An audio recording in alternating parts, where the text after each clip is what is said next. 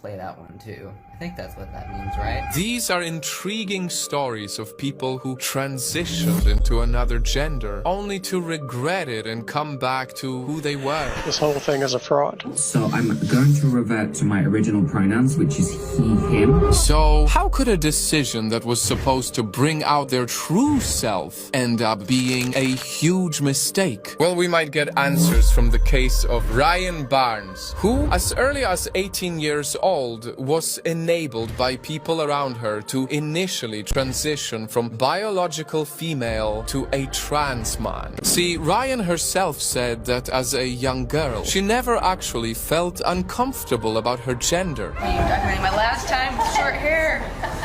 Let me chopped off. However, at age 13 to 14, she was starting to explore her sexuality. We went through bisexual, we went through lesbian, we went through pansexual. Until she finally realized she was probably asexual and aromantic. I was so desperate to figure out what I could do to fix it that when I started Googling things... So even without prior therapy, without consulting medical professionals, Ryan self-diagnosed with gender dysphoria.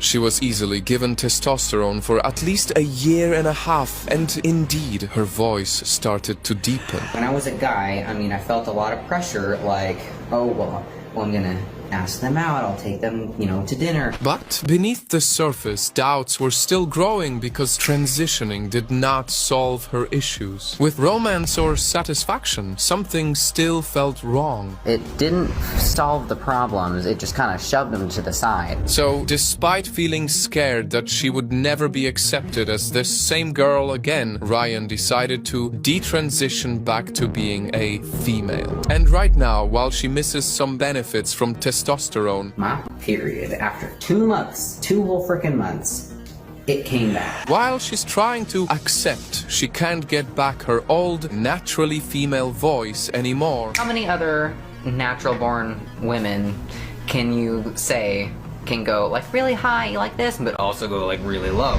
Wait and think things through before you do anything, because it causes a lot of issues down the line. Something that would be very relatable to the equally controversial Ollie Landon, because in less than 2 years, he transformed from being this British man to this Korean man. Hey guys, I'm finally Korean, I've transitioned, I'm so happy I've completed my look. To this Korean woman. I should totally be the 5th member of Blackpink, and my new name is Rose London.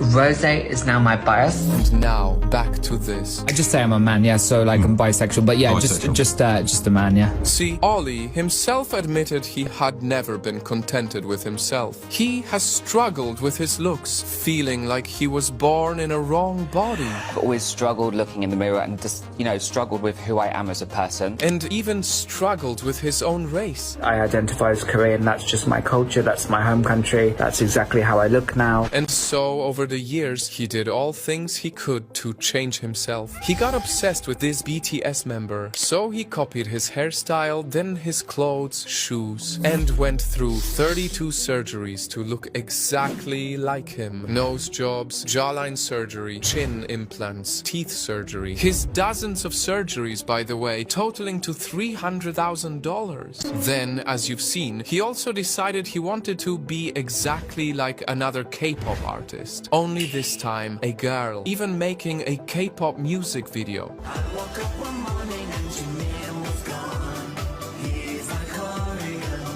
But after only 6 months of becoming a Korean woman, Ollie had yet again surprised the internet by detransitioning back to a man. So I'm going to revert to my original pronouns, which is he, him. Because apparently what he thought was going to make him happy never really did. I thought maybe the hair extension, facial feminization surgery would make me feel better.